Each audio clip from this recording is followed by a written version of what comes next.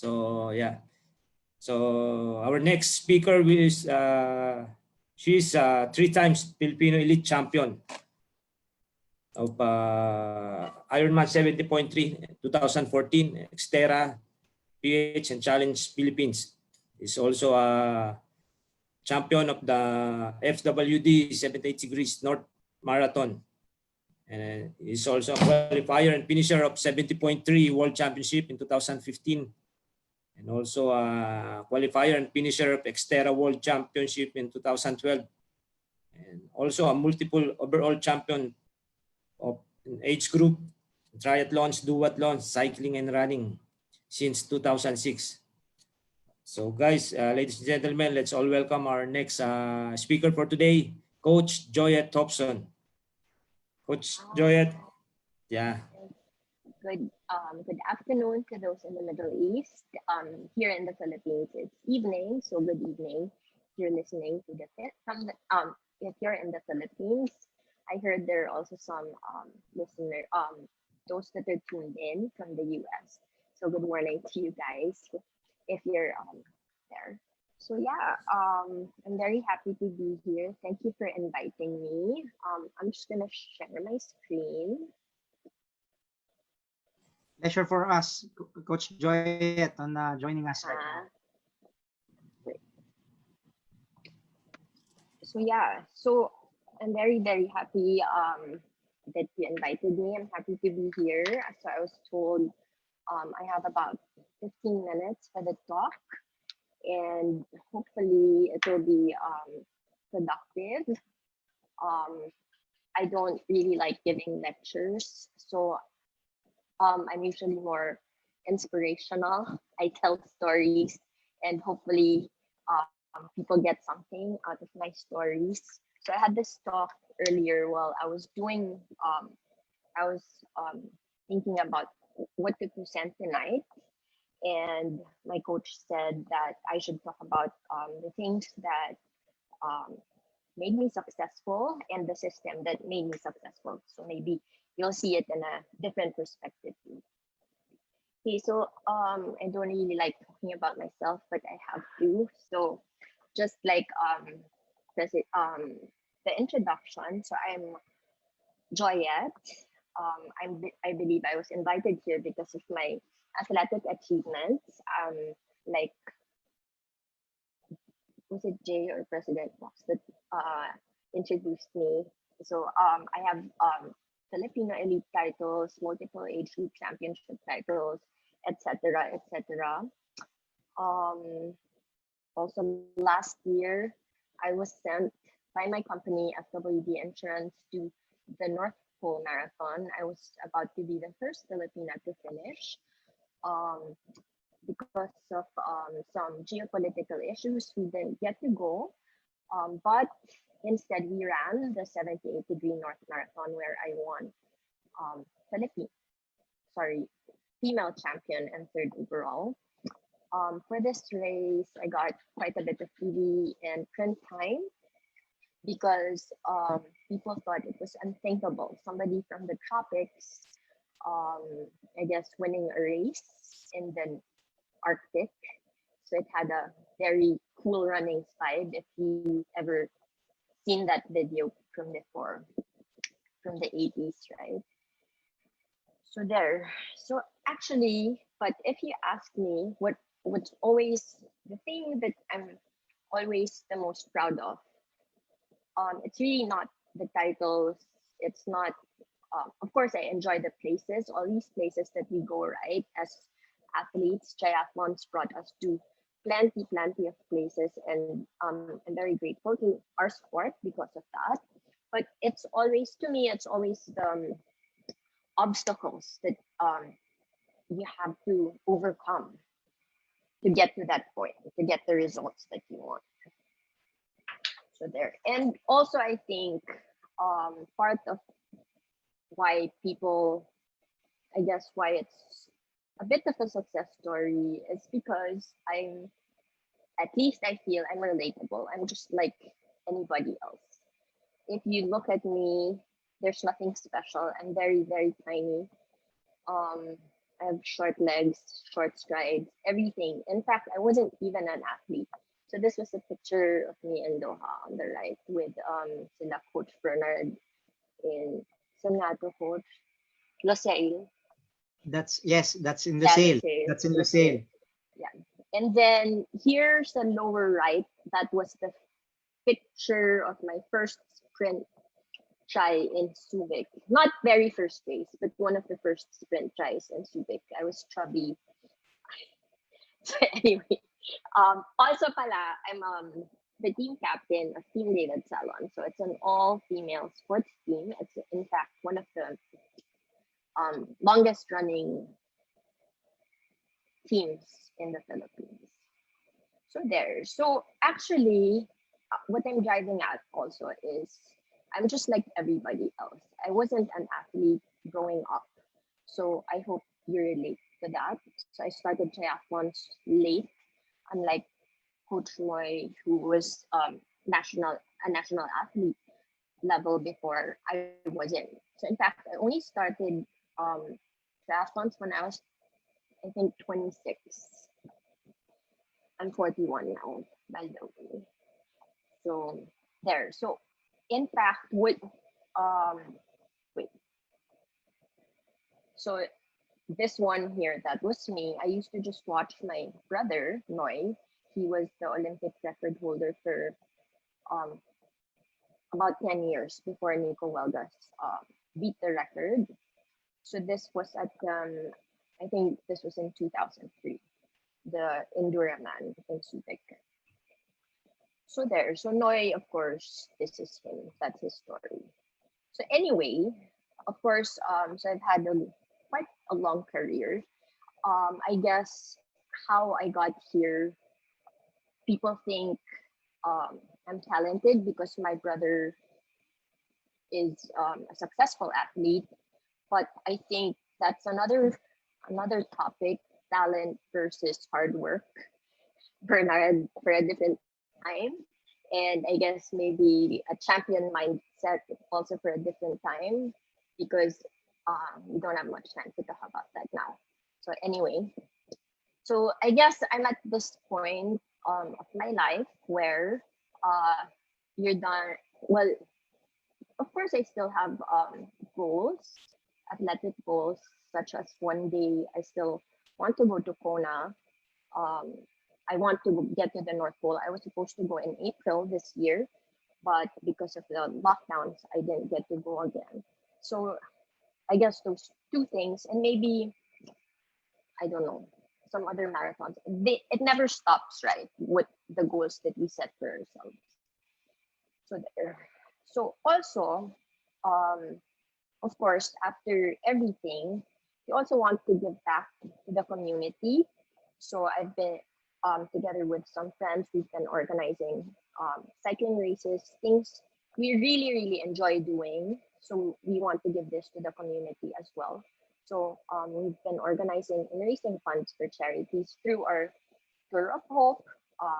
So we've ridden practically Manila to Lawag, Lawag to Manila, Manila to Bicol, Manila to, I think, Bigan, Manila to Baguio, Lawag to Baguio, things like this, right? And then we also have the Thailand tours. So these are really, really fun events that we make available to people. And then, of course, even if I don't intend to be one, you just find yourself coaching also. Sometimes it's not about you anymore. Uh, you also want to give back and share all the things that you learn, right, to other people. So I'm with SKEDUFIT. It's a coaching company that Coach Matt O'Halloran set up. So it's Trisato based, but this one is more his company now, which I'm one of the assistant coaches. So if you want to check it out, it's SKEDUFIT.CA.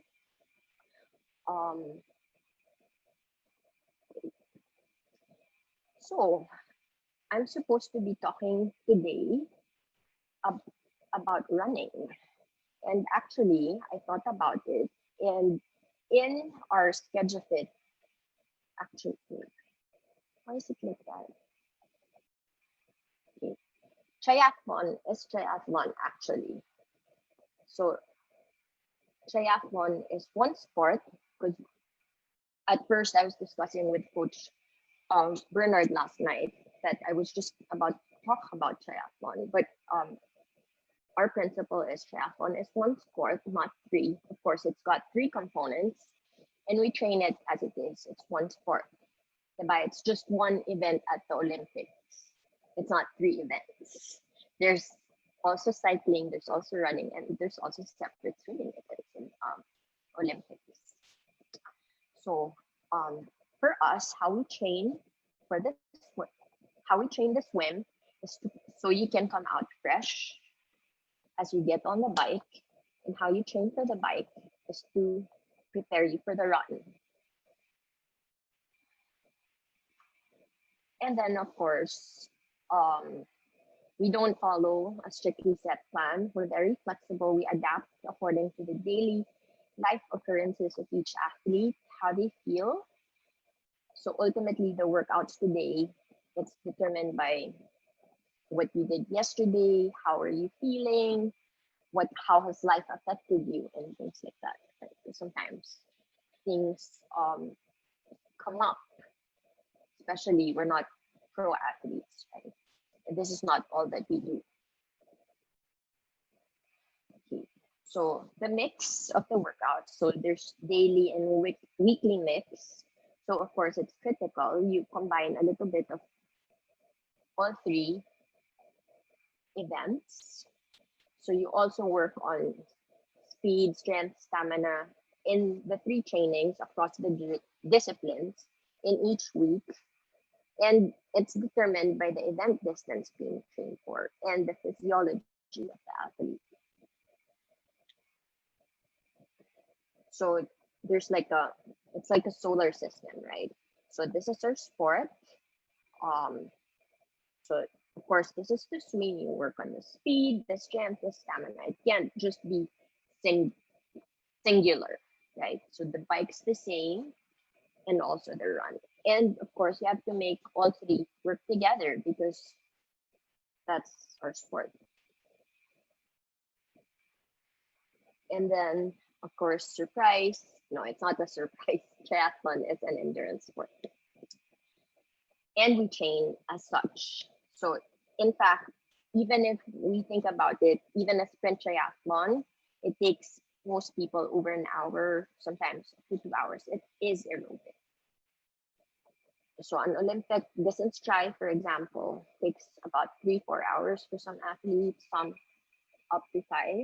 So it's almost like competing a marathon as well. So a lot of our training, we train by feel.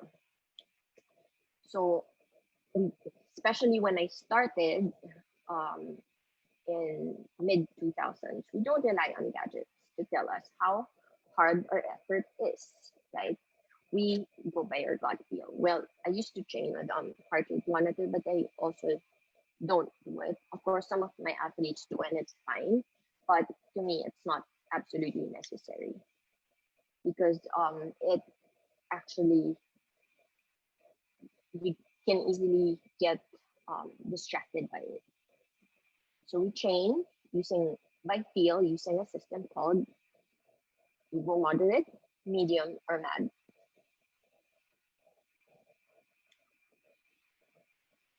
So moderate, it's a comfortable effort that's sustainable. It's not easy. Easy is different. So easy is, let's say, your gear 1. So moderate is comfortable and sustainable.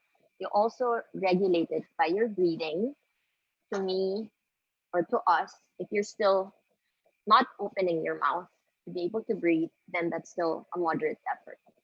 So also these are efforts that we sort of exert. It's not, and you have to sort of master eventually. So medium, you're comfortably uncomfortable. So it's fast-ish, and you're kind of hurting, but you know that you can still go faster. And then MAD is uncomfortably very hard, and the best we can at that place and time. So obviously, we have moderate, medium, mad paces. So we give these paces to the athletes based on their tests and stuff. But it's not always expected that you always, let's say it's a moderate workout or it's a mad workout or a medium workout, that you expect that you hit your numbers all the time. That's not also going to be possible because, of course, sometimes it's just not your day. You're not feeling good, right? So it's okay. Don't be too anal about it. What's important is you did your mag for the day, or you did the best medium for the day.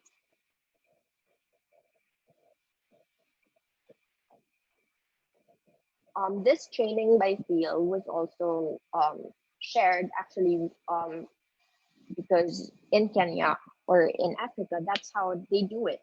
So you know how we look up to Kenyans as they run. So people think, this is how they should do it. No, to them, they run really, really slow when it's super, super easy pace. But once it's time to hammer, then they really hammer. And then when they feel good, they make the most out of it. They really press on the gas. But when they're tired or injured, they go very, very easy, guilt free. Okay? Because I see this with a lot of athletes. They feel that they always have to hit the numbers. They also need to always make up the workouts that they missed. When in fact, if you try to cram the things that you missed, then it doesn't go as it should be, right? So for me, if you miss a workout, just skip it. Just tell your coach the next week, like me, I will just make the athlete redo it again next week. So not to be too fussy about it.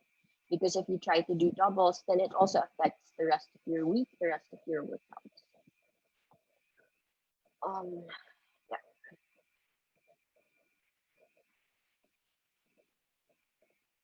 So of course, we also do not have a one size fit all approach. Each athlete is an individual and needs to be treated as such. For instance, somebody obviously who's 6 feet and 70 kilos or 80 kilos should not be training like I do. Or I shouldn't be training like the guys as well because I'm training. So I'll also dive down a little bit, talk about gender differences. So of course we don't train. I just said this in the previous slide. Someone like me, who's even less than 5 feet, less than 50 kilos, the 6 foot male. Men, in fact, have 20 times more testosterone than testosterone than women. Females, if you notice, I noticed this very well. Let's say people are training for Ironmans and things like this. Females, we don't need to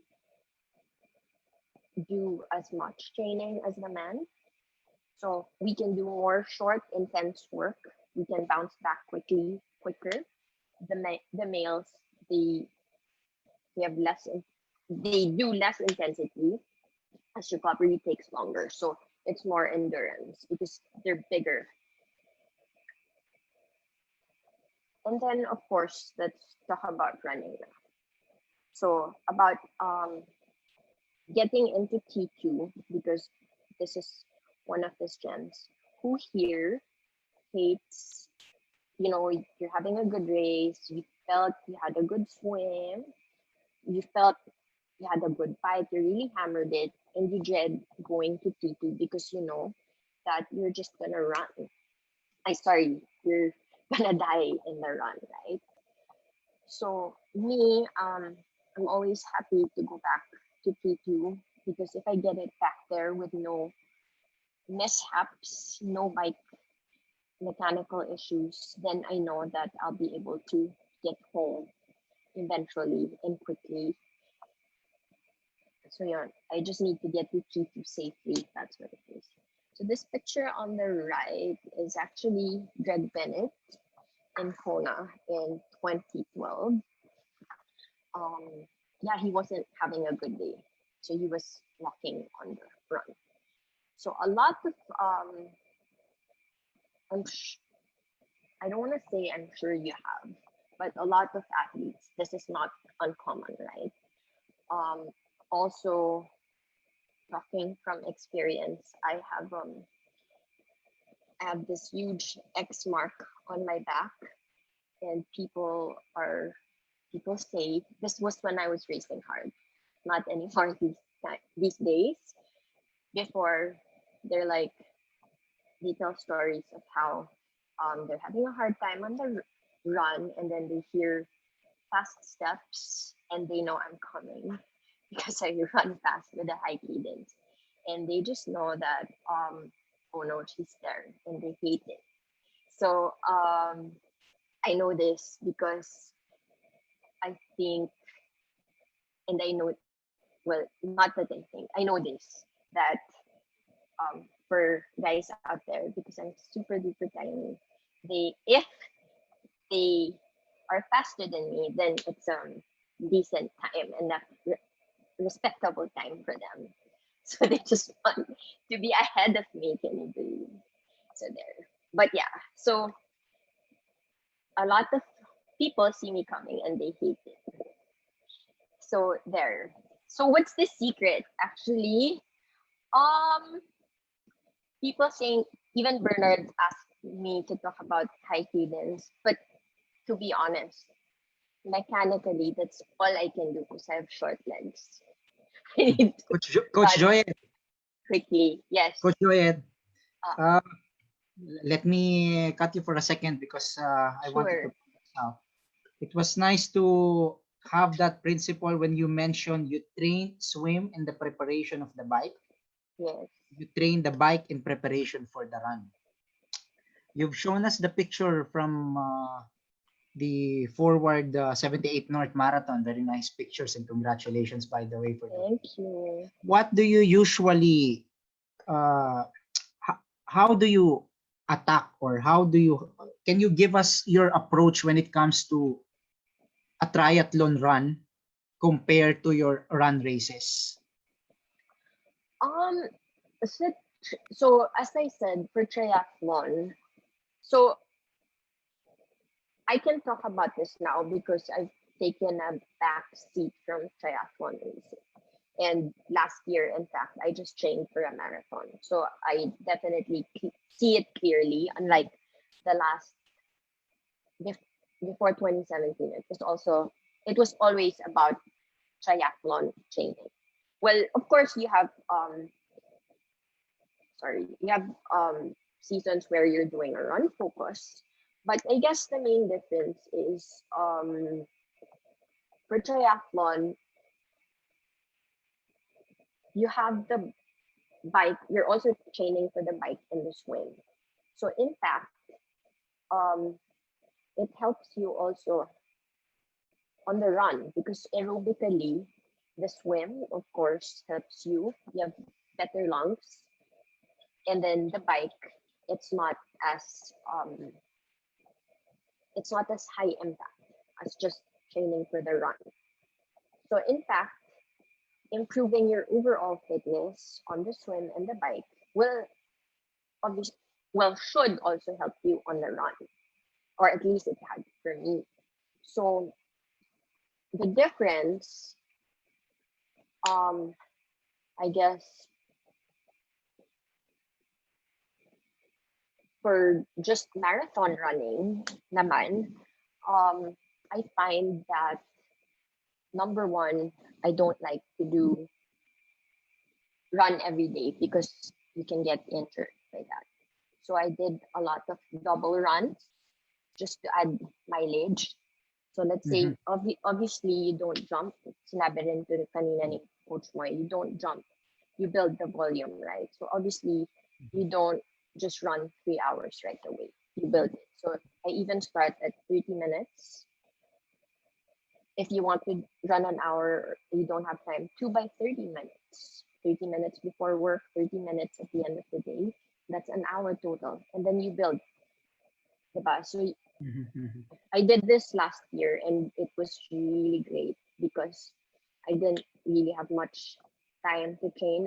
I was injured actually from 2 Ironmans in 2018. So come 2019, I was just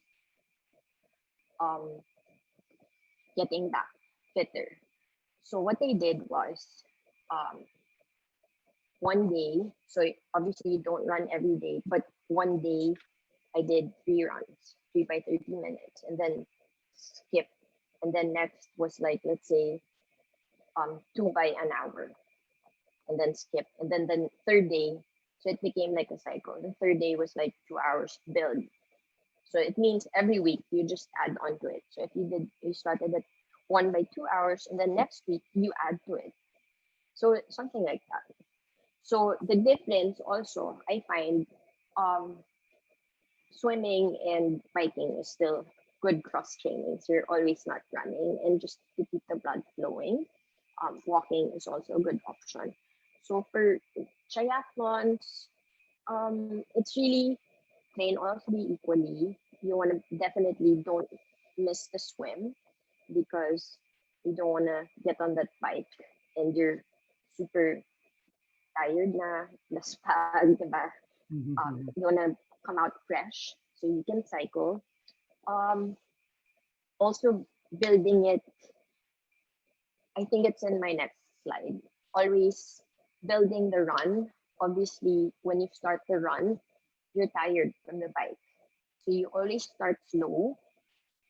I really, I really laugh at people who do sprints outside of transition because you can't really maintain that, right? They're like, yes, I'm out of here, and they run quickly for the pictures. But yung finish line nila, wala na, naglalakad na, diba? So of course, you want to do it differently. So reverse it. At the start, get your nutrition in, start slow. So I mentioned earlier about the breathing, right? So at the start, if I feel that I can see myself that I'm breathing heavily, you know that you can tame it down because you're not supposed to be starting your run like that. Of course, if you're fitter, and you would know this, you know that you have stronger run speed endurance, then you know when you can start pushing and you can maintain it for, let's say, 21K. So, but if you don't have that, or if I know I'm not at that level, then I just push it usually after the second half of the run. So, but let's say in Ironman Worlds, the 70.3 Worlds, I was feeling very fit. I knew after 2K or 3K, I can start pushing it, and I did, and I finished it because I was fit. But yeah, but usually the first half is always like warm up, and then the second half to make sure you run better. Coach Joyette, Yes.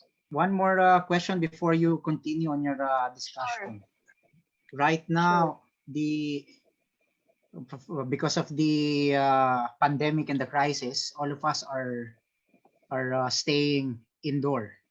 So what are your thoughts, and how did you incorporate treadmill running in your trainings before? I mean, did you find it effective in your case? Because you've mentioned earlier that everyone has a different approach on training, which I definitely agree. Yes. One can be effective to another and one will not. So what is your thoughts about treadmill running and outdoor running? So differences for you. So definitely, treadmill is a good tool to train. So in fact, it's very good to work on your cadence because you can control it, very, very controlled, right? Unlike if you're running on the road. So definitely it adds a new dimension to training. So what I usually do, well, you're lucky if you still have access to treadmill because gyms are closed during this pandemic. I know some of my athletes have treadmills at home, so that's very, very good that they can have access to that. But not everyone's as lucky, right? So definitely if you have a treadmill, I would recommend at least once a week you get on it. Some people get bored even if they have a treadmill at home, they prefer outdoor running. But to me, once a week treadmill to work on the cadence, to work on the speed. Also because it's so hard, let's say you're doing intervals on the road, there's so many factors, right? Sometimes you have to stop because there's like a Agree, yes. stoplight or but Agree. if you're on the treadmill, then you can nail the times or the intervals at least. So there, I treadmill also for me, especially those I know in Doha, you don't have a lot of hills. I mean, not it's not hilly at all, right? So it's Yes, a yes. good way to Technically, incorporate Doha's your flat. hill training. You can play with the inclines. You can do hill repeats. You can do strength there, short hill repeats, long hill repeats. Um, what else? Actually, I love the treadmill. I wish I have one here, but I don't. But luckily, I can still run around the village, um, but with a mask. So Yeah. yun lang that's the downside. But yeah, definitely if you have Okay. treadmill, use it. It's very good tool. Thank you for that, Coach Joyette. You can Wait, continue. especially now with the VR races, then Yes, yes. it's great that you can have access to it and you can even race using your treadmill. So there. So I'll go back to the tips on running for a better run.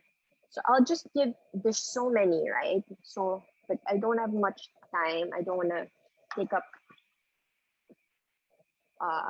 Jay's time. So let's go for the tips for a better run. I'm just narrowing it down to 4. So cadence, so we just talked about this. You can use the treadmill. It's very good tool.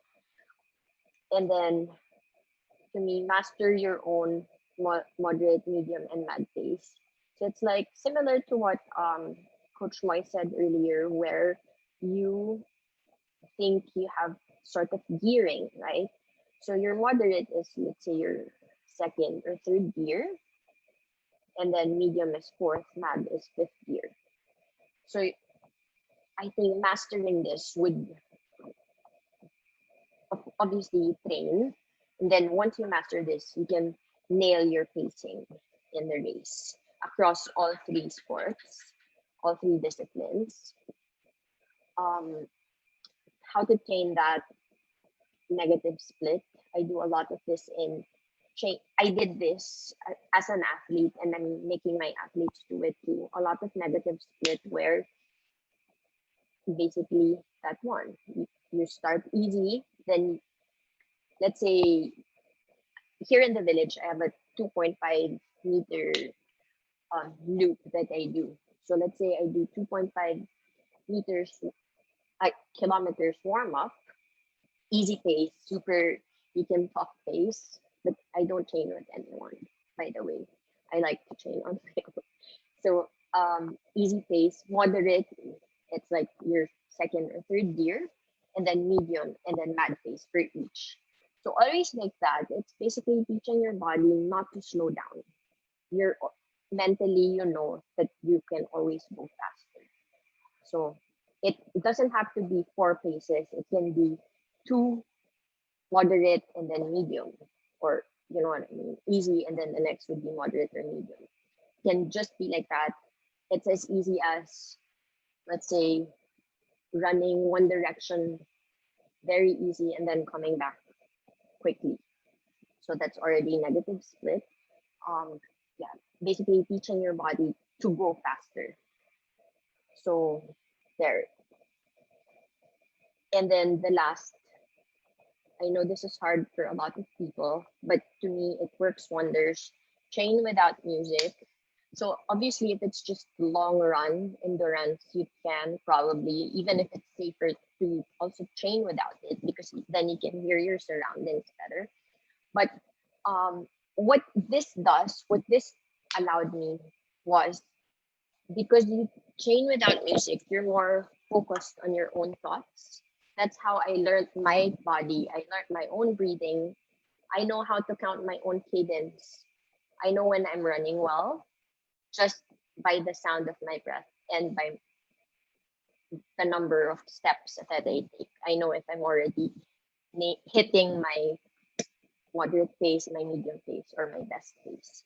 So things like that. So it's basically just being more mindful about our bodies, our training.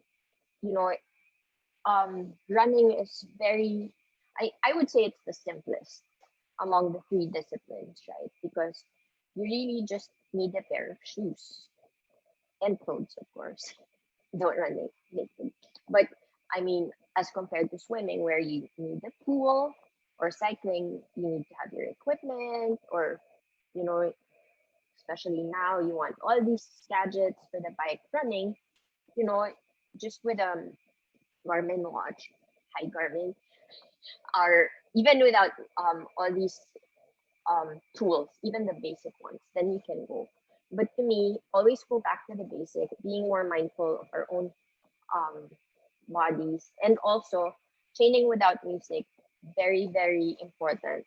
Also, it just doesn't make you more aware of your bodies. To me, it also is very good training for your mental strength. Because we want music to be,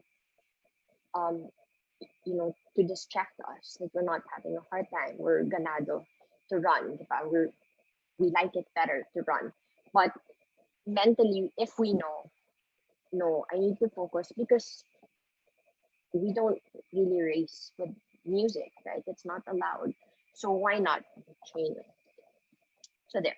So on the treadmill, of course, even me, I watch TV on the treadmill. So it's fine. Find what works for you. But yeah, so I think those are the 4 tips. Very simple, not much science. Sorry, guys. But it's all what works for me. But yeah, so there. So go for Q&A, but I also maybe later na lang after, unless you have other questions for me. Yes, we have some questions actually, Coach Joyette, but Sure, go. we will be asking you those questions After. after the presentation of Coach Jaynald. Thank you so much for that very nice presentation of the running in triathlon. Okay, President thanks. Walks. Yeah. Interesting topic and very complex one that was given to us by Coach Joyette. Actually, run is a very big topic, but I think she nailed it well. Huh? Yeah. Also learn new techniques on how to improve our run. So we'll try next time this training techniques of Coach Joyette. Yes, for those questions